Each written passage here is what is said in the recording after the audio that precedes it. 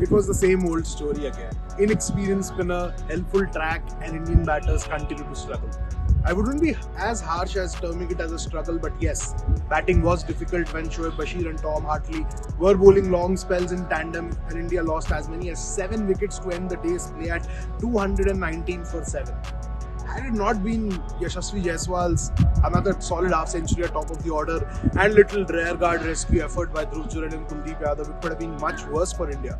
Shoaib Bashir, 31 overs on the trot, second test of his career, he was bang on the money, and he was well assisted and supported by captain Ben Stokes, who had some smart field placements, just getting the leg side trap in, not allowing the easy singles to Indian batters who did clearly feel the heat out there in the middle. Rajat Patidar was short on confidence, desperately wanted those runs, and they just weren't coming. It has been a feature of his innings. In his last 2 innings, Rajat Patidar has found it really tough to rotate strikes, and it was on display today too. The 17 runs he scored, 4 were boundaries. So 16, he just managed 1 single.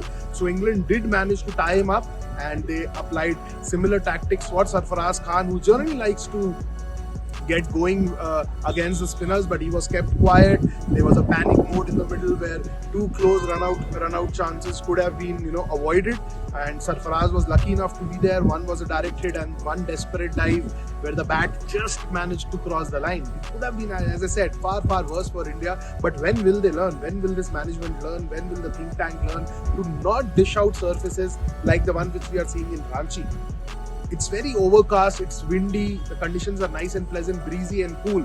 Had the sun come out in its full glory, this wicket would have broken down earlier than we would have expected. Paras Mamre, India's bowling coach, said that it's not a turner yet. But if it's not a turner, how's the ball turning square and hitting Shubman Gill right in front of the pad, right in front of the stumps? The way Shubman Gill got out, he was clearly undone by the extra turn there. And then the deliveries, the top spinning and generating extra bounce. Definitely there is something in the pitch for the spinners, and definitely a lot in it for the spinners. Ravindra Jadeja showed earlier in the day too with his 4-wicket haul, and Shoaib Bashir kind of echoed that the pitch has a lot for the spinners. But the management continues to maintain that it's not an out-and-out rank turner. Yes, it's not an indoor kind rank turner, but yes, there's definitely a lot in it for the spinners as early as day 2 of the test match.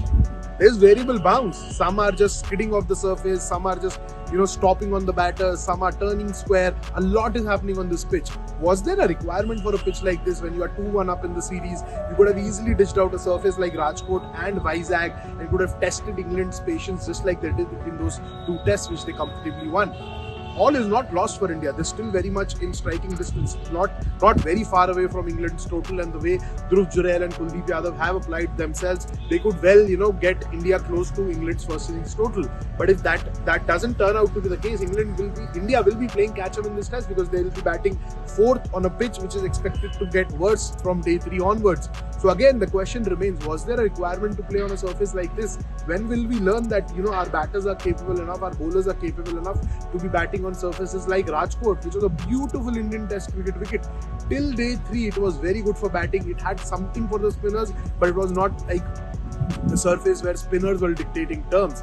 Day 4, it started doing something extra, I would say, but England's collapse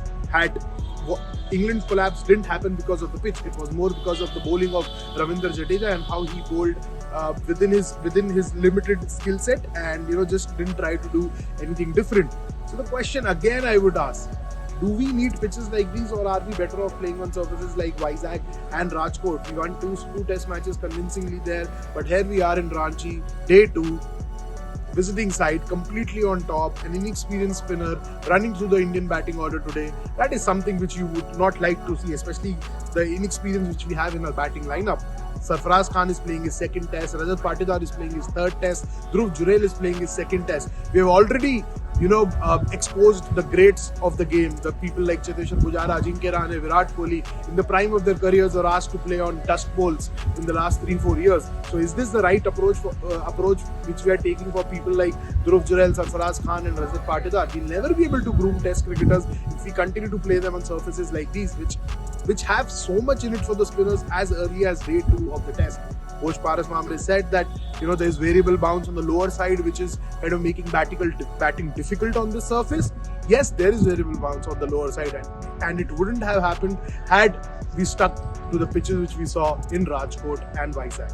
Nature of the soil, coach says, is on the slower side here. Yes, it is, Mr. Coach, but we could have well expected a really hard and true surface here, because Ranchi Trophy games played at this venue weren't dishing out scores like we have seen in the two innings so far. Had it not been a Joe Root masterclass, even England was struggling at 120 for 5, because a lot was happening for seamers too. The ball was cutting square. Akashdeep was doing his tricks early on when the moisture made the pitch behave very, very differently. So let's see what happens tomorrow. But for now, India are completely under pressure. They have been put on the mat by an inexperienced Shoaib Bashir, who bowled his heart out today, used his height to full advantage, bowled in the right areas at the right pace, picked those 4 wickets. Right now, India will be hoping and praying Kuldeep Yadav and Dhruv Jurel stitch a big partnership, get them close to England's total, and then wait for England to do what they just did in the first place. So you keep watching Cricket Next, because we will bring you all the updates from Ground Zero here in Ranchi. Hit the bell icon, click the subscribe button, and follow us across our social media handles.